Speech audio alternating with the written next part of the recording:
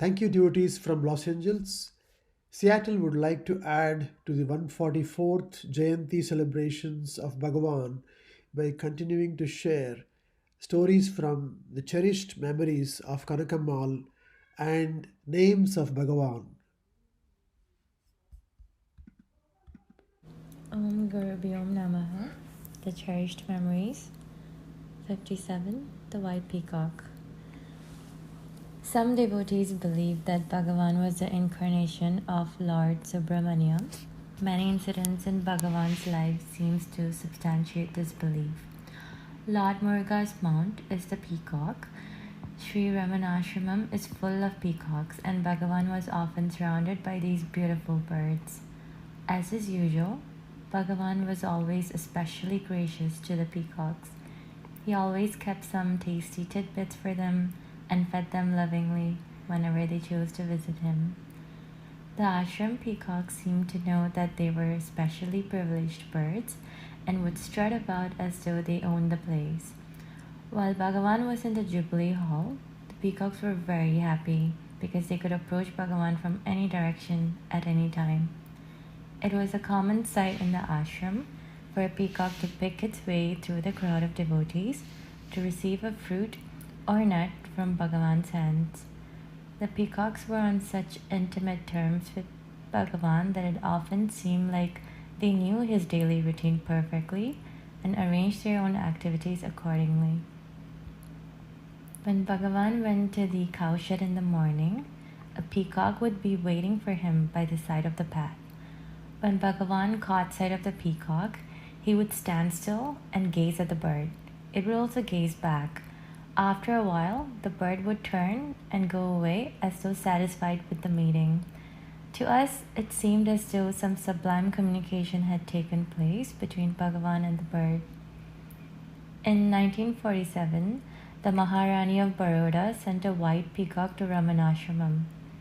Bhagavan observed, "The other peacocks are indeed beautiful, with their brilliant coloring and their spectacular feathers, but this white peacock has a unique beauty of its own. Its white feathers seem to be a symbol of purity." From the time the white peacock arrived in the ashram, Bhagavan made it a point to sleep in the Jubilee Hall. A cage was erected next to Bhagavan's stone couch, and the white peacock stayed in this enclosure through the night time. All the other peacocks roosted in the trees throughout the night and came into the hall at the crack of dawn to see Bhagavan. The white peacock alone had the unique privilege of staying near Bhagavan all through the night. Soon it was winter, and Bhagavan's personal attendants felt that it would be advisable to shift Bhagavan's bed into the hall. As Bhagavan sometimes had asthmatic attacks, the attendants were concerned about the effect of the cold breezes upon his health. But when they requested Bhagavan to move into the hall, he refused. No amount of persuasion could convince him to change his mind. Bhagavan said, "The white peacock has come to us from a faraway place. He might not be quite comfortable in these surroundings. How can I abandon him and seek comfort for myself alone? When a guest comes to our house, would it be proper to make him sleep outside while we ourselves occupy the bedroom? The right thing to do would be to offer the guest all comforts. If that is not possible, we should at least refrain from enjoying all the comforts ourselves. The most courteous things to do would be to share the veranda with your guest." Many of Bhagavan's devotees believed that Madhava Swami, an attendant who had served Bhagavan faithfully for many years, was reborn as the white peacock. Bhagavan too addressed the white peacock as Madhava. G.V. Subramaya, one of Bhagavan's devotees, was so struck by the extraordinary relationship between Bhagavan and the white peacock that he composed a poem titled Sweta Mayurashtakam. Bhagavan read the 8 stanzas, gave the poem to Lalita Venkatraman, and asked her to play the verses on her veena. Lalita studied the poem and prepared to set the tune to play on the veena. Just as she was about to start playing, Bhagavan exclaimed, "Wait! The hero of the poem is not here. We should get him here to listen to the song which has been composed in his honor." So saying, Bhagavan raised his voice and called, Madhava, where are you? Immediately the peacock flew down from the roof of the hall and stood before his master. Bhagavan's face shone like the full moon at this. The lady started singing the verses and playing the veena. As soon as she started singing, the peacock spread its tail and started dancing. It continued to dance all the while she sang. As soon as she stopped playing, the peacock went up to her and pecked at the strings of the veena. Bhagavan laughed at the peacock's antics and said to Lalita, Madhavan wants you to repeat the singing. She immediately started singing once again. This time also, the peacock danced through the performance. It was a truly thrilling experience for us all. On one occasion, when the white peacock was walking around the hall freely, without showing any signs of timidity among so many people, a devotee remarked, Surely this bird must have been closely associated with this place in its last birth. Otherwise, would it be possible for any bird to mingle so freely with people, forgetting its natural timidity? Bhagavan said, You're right, this bird really is extraordinary in its behavior. That is why everybody here says that this peacock must be Madhavan. The devotee asked, Does that mean that the bird actually remembers its past life? To this, Bhagavan replied, No, that is not possible. It is difficult enough to deal with the troubles and worries of one life at a time. How can anyone survive the strain of all the conflicting thoughts and emotions of a series of lives?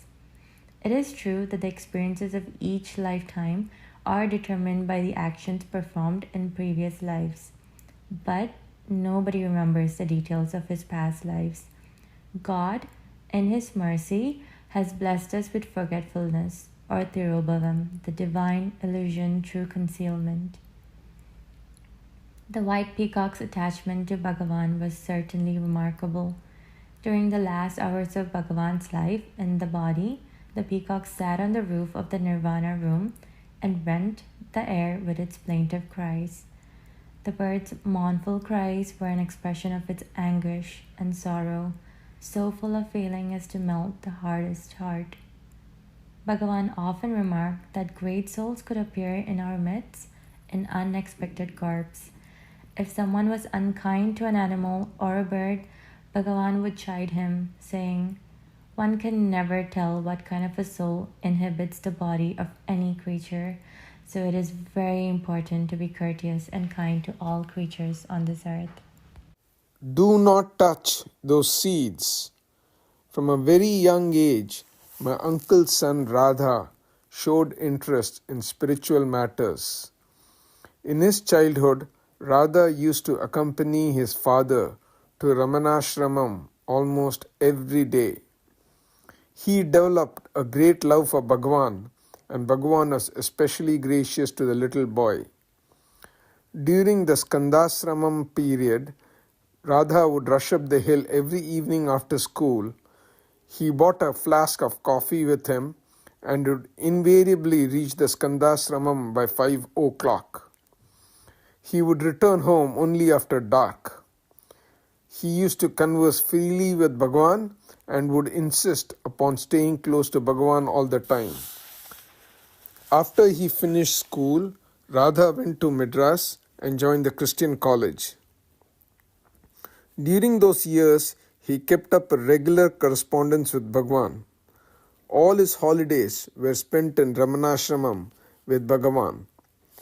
Just before leaving Madras, Radha would write to Bhagavan and tell him that he would be arriving at the ashram soon and express his desire to go around the hill with him. Once when Appu Shastri, a devotee, asked Bhagavan whether they could go for Giri Pradakshinam, Bhagavan replied, Radha has written to say that he will be arriving here tomorrow. He will certainly insist upon going around the hill with me. Let us wait for him and do the Giri Pradakshinam tomorrow. On these long walks around the Arunachala hill, Bhagavan would support himself with an arm around Radha's shoulders. Once, just before setting out on Giri Pradakshina, the devotees thought up of a plan of taking up one subject each for discussion in turn. According to the rules of the game, each person had to give a short speech on some topic of their choice. Everybody made an effort, but Radha kept quiet. Kunjaswami noticed this and said, "Come on, Radha, it's your turn now. What are you going to talk about?" In reply, Radha said, "Do Jivan Muktas have to speak? Do they ever make speeches?" On hearing this, Bhagavan smiled and said, "Oh, don't Jivan Muktas speak then?" All the others were amazed by Radha's rather unusual response, but Bhagavan seemed very pleased. Something very interesting happened on another occasion. Radha had come to the ashram. Bhagavan was just leaving for Palakkad. As Bhagavan always walked barefoot, and as the stones on the path were often burning hot, the devotees had decided to plant some shade-giving trees along the path. They had dug a row of pits along the paths and had some seeds ready for planting. They wanted Bhagavan to plant the seeds with his hands, so they were waiting for him to come there. They had the seeds on a tray. When Bhagavan came to the spot, he saw the pits and the group of devotees gathered there. He said, "What's going on?" The devotees explained their plans and requested Bhagavan to plant the seeds with his own hands. Just as Bhagavan reached out to pick up a seed from the tray, there was a loud shout from Radha. Everybody was startled to see Radha running towards them, shouting, "Bhagavan, Bhagavan, please don't touch those seeds." Bhagavan exclaimed, "What is this? All of you told me to sow these seeds. Now Radha is telling me not to touch them. What am I to do?" Everyone turned to Radha, waiting for an explanation for his behavior. By this time, Radha was in tears. In between sobs, he stammered, "Bhagavan, do you know what these people are planning to do? They want to grow shade-giving trees along the path. But if you touch those seeds, the whole purpose of the exercise will be defeated. One look from your eyes is enough to set a man free from the cycle of birth and death. When this is so, what will happen to those seeds if your hands touch them? Will they not attain liberation immediately? How then can they grow into trees?" Everyone was stunned by Radha's explanation for his strange behavior. Bhagavan gave him a keen look but did not say anything. Actually, Radha's fears were well founded. Just a few months previous to this incident, Radha, Kunjaswami and Bhagavan had planted some onion seeds in the kitchen garden. As they were planting the seeds, they were jocularly remarking among themselves that they would watch out as to whose seeds would grow into the sturdiest plants. A few days later, Kunjaswami's and Radha's seeds had become healthy little plants, but none of the seeds planted by Bhagavan had germinated. Radha told the devotees about this incident and explained the reason for his apparently strange behavior. The devotees were thrilled and moved when they heard the story from Radha. Bhagavan too appeared to be pleased by Radha's perceptive observations. All through his life, he lived like an ascetic, attending to his duties without any attachment or emotional involvement. He lived according to Bhagavan's precepts, constantly practicing self-inquiry and meditating upon Bhagavan's teachings. In 1950, the same year as Bhagavan's nirvana, Radha shed his mortal body and attained the lotus feet of his master. As a young girl, Subbalakshmi Ammal had come to Tiruvannamalai with her mother when Bhagavan was staying in Virupaksha cave. When she was about 31 years old, she again came in her way back from Rameshwaram, where she had gone with a group of people. When she reached Tiruvannamalai, she remembered her earlier visit and was eager to see Bhagavan again. She made inquiries and learned that Bhagavan had settled in the present ashram. The group came to Ramana ashram and sat in the meditation hall for some time.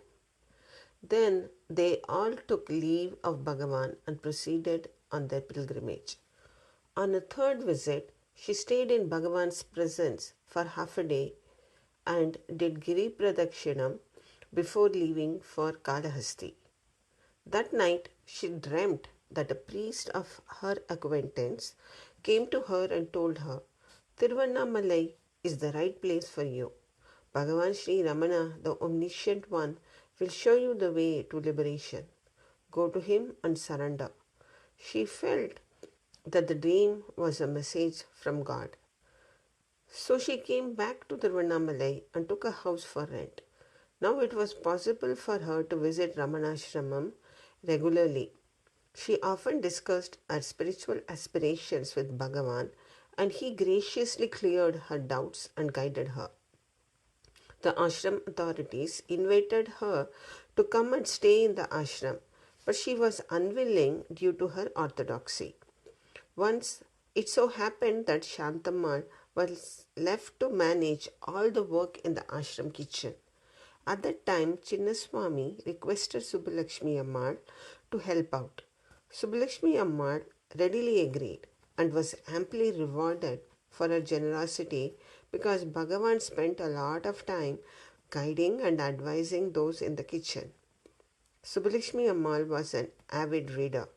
Once, while reading Bhakta Vijayam, she came across a passage that stated Lord Panduranga used to dine with the saint Namadeva and that Namadeva conversed with the Lord as with a friend. Subbalakshmi Ammal was very much impressed and waited for an opportunity to ask Bhagavan about this. One morning, just after breakfast, Bhagavan was sitting in the dining hall. There was no one else nearby. Subbalakshmi Ammal seized the opportunity. She went up to Bhagavan with a glass of hot water. Giving him the glass, she stood before Bhagavan and asked, Bhagavan, it is said that Namadeva used to talk freely with Lord Panduranga and that the Lord would sit next to Namadeva and eat with him, just like a friend. Is it really possible for anybody to be on such intimate terms with God? Is it true that God was actually there in human form?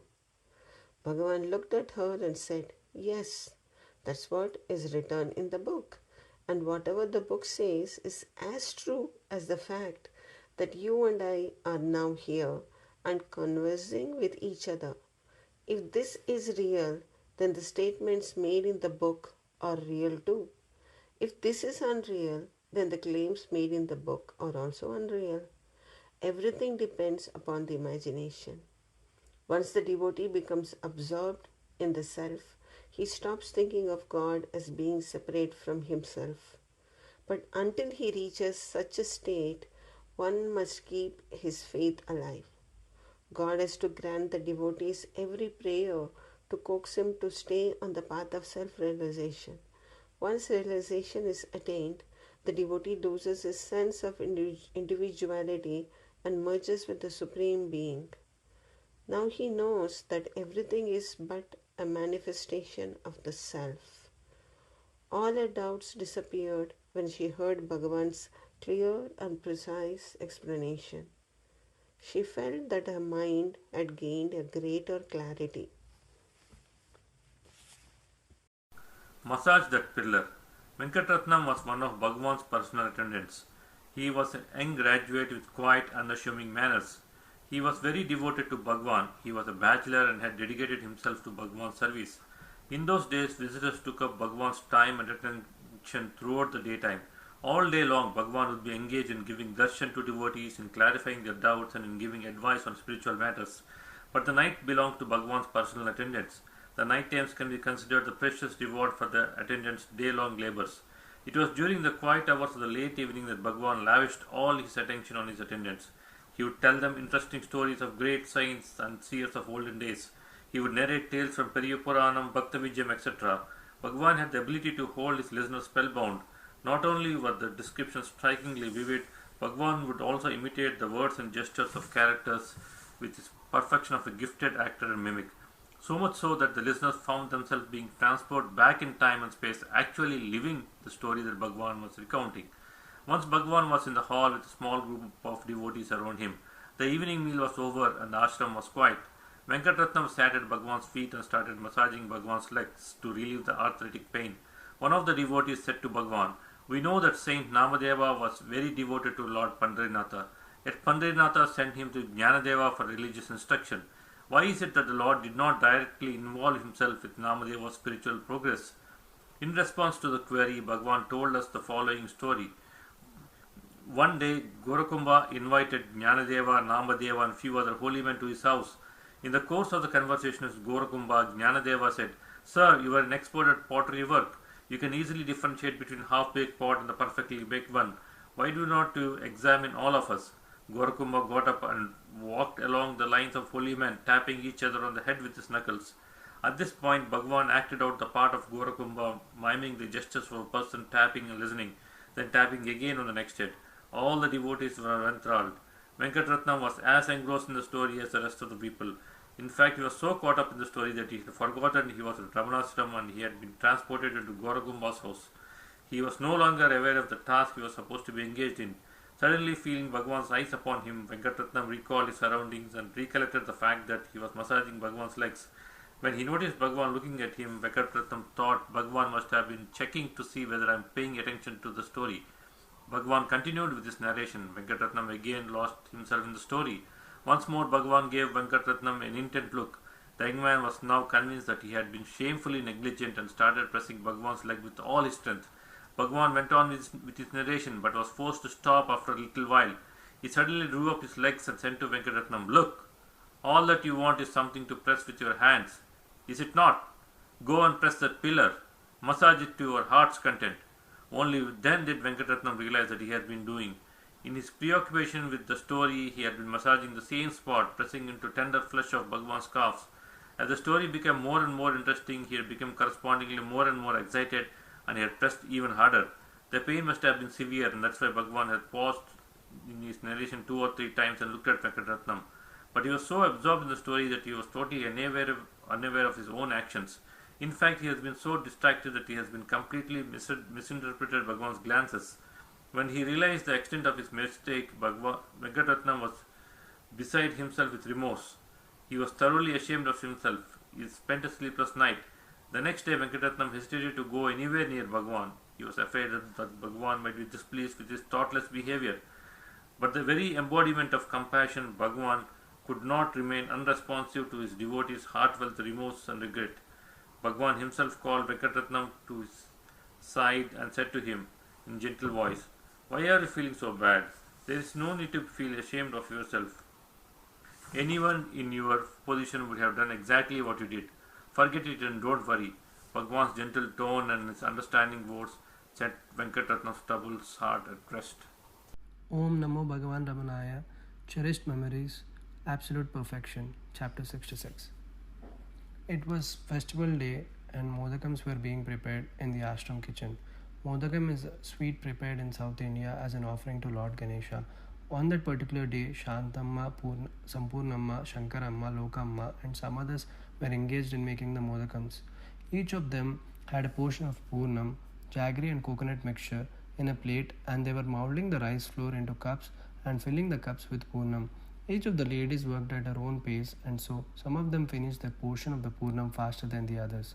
On his way to the cowshed, Bhagavan entered the kitchen and stood for a few moments watching the ladies at their work. The conversation among the ladies included remarks like, "My Purnam is over. You have so much Purnam with you. Why don't you give me some of your Purnam?" And, "Oh, you don't have any Purnam left. Why don't you take some of mine? And I have very little Purnam left. Please give me some more." After a while, one of the ladies got up saying, "All my Purnam is over." Bhagavan, who had been listening to the ladies' remarks, smiled at them and said, "You have all been talking about Purnam. One of you said you had too little Purnam, and another said she could spare a little of her Purnam. One lady even remarked that all her Purnam was over." Whatever the context in which it was used, the word retained its meaning. Whether there was too much Purnam or too little Purnam or no Purnam at all, the identity of the Purnam, wholeness, remained unchanged. This unchanging nature is the mark of everlasting perfection. The idea of absolute perfection is set out in the benedictory verse of Ishavasya Upanishad. Thus, that is the whole, This is also the whole. The whole comes out of the whole. When you remove the whole from the whole, what remains is also whole. This verse tells us the nature of the universe and its creator. The self remains unchanged, both when it is in its unmanifest state and when it manifests itself as the universe and the creations therein. That which separates itself from the absolute and manifests itself as the universe is also perfect and whole. That from which the universe is created is also unchanging, immutable, and everlasting perfection. Paradoxical though this might sound, great sages have found this to be the truth. It is the beautiful philosophical idea that Bhagavan expounded to the ladies in the ashram kitchen. By relating philosophical ideas to everyday incidents, Bhagavan made it possible for the simple people to grasp the most complex ideas. Om Purnamada Purnamidam Purnat Purnamadachyate Purnasya Purnamadaya Purnameva Vasishyate. Om Gurubhyo Namaha. Shanti Shanti Shanti He. Shonachala Maholina Manasaha, one whose mind was merged in the effulgence of Arunachala. From childhood, Bhagavan was haunted by the name, the light, the glory of Arunachala. Om Shonachala Maholina Manasaya Namaha. Swarna Hastakaha, gold-handed, dexterous in deed, victorious in games, lucky in every task he undertook, Bhagavan turned whatever he touched into the gold of awareness and bliss. Compare the epithet Hiranyabahu for Shiva. Om Swarnahastakaya Namaha. Srimad Dvadashanta Mahastale Labdha Vidyodayaha. He who gained enlightenment in the most holy Dvadashanta Mahastala, Madurai. In the Stuti, which is a fine blend of biography, geography, and mythology, three places are important: Tiruchuli, Madurai, Tiruvannamalai. Om Srimadvadashanta Mahastale Labdha Vidyodhayaya Namaha.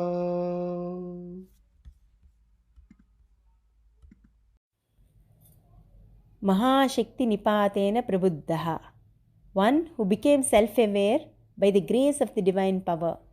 The operation of grace for spiritual ripening is termed Shakti Nipata. It destroys ignorance and awakens one to the knowledge that the entire universe is permeated by the divine light. The Upanishadic saying, "He whom the Atman chooses attains it," refers to this awakening. Om Mahashakti Nipatena Prabuddhaya Namaha. Paramarthavit, one who has realized the truth. Self alone is the truth. To lose one's identity and to remain as the underlying source is to be self-aware. One can recall an appropriate verse from Upadesundiyar, the gist of which means, when attributes cease, one abides in his true nature and shines as the infinite existence, knowledge, bliss. Om Paramarthavide Namaha. Tivraha, intensely active. Laziness and sloth are the marks of ignorance. The opposite of it is the steady state of knowledge in which there is no idleness of any kind. Such a state, which is the goal of life, is achieved only by the grace of the Sadguru. In that state alone, one is immersed in God day and night. Om Tivraya Namaha. Pitrupadan Veshi, one who went in search of his father. To draw the externalized mind within in search of its source is to search for the feet of the father. While leaving his home for Arunachala, Ramana had left a letter reading, "I have in search of my father," and in obedience to his command started from here of Om Pitrupadan Veshine Namaha. Indu Maulina Pitruman, son of crescent-crowned god Shiva. Ramana has himself proclaimed that Arunachala, the Supreme, is his father. Om Indru Maulina Pitrumate Namaha. Pituradeshata Shonashailam Praptaha, one who reached Arunachala in obedience to his father's command. Ramana's letter before leaving his home in Madurai makes it clear that this was not on his own volition but under divine compulsion. It was only because of the operation of Arunachala's grace. Om Pituradeshata Shonashailam Praptaya Namaha. Tapomayaha, full of tapas, abiding in the state beyond mind. This describes the state of Ramana while starting the journey to Arunachala. His mind was dead.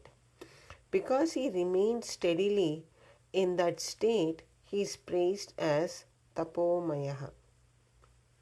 Om Tapomayaya Namaha.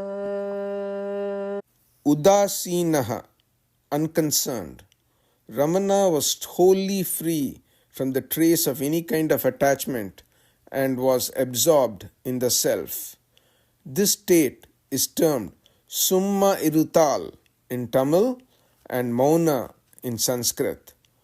Om Udasinaya Namaha. Mahayogi, exalted yogi, one who battles with the tendencies of mind and attains mental quietude is called a yogi. But one who has effortlessly freed himself from the pull of vasanas and is unaffected by them is a Mahayogi, for it is a rare achievement. Om Mahayogine Namaha. Thank you. That concludes contributions from Seattle devotees for the Jayanti celebrations. We would now like to request Arunachala Ashrama to take over.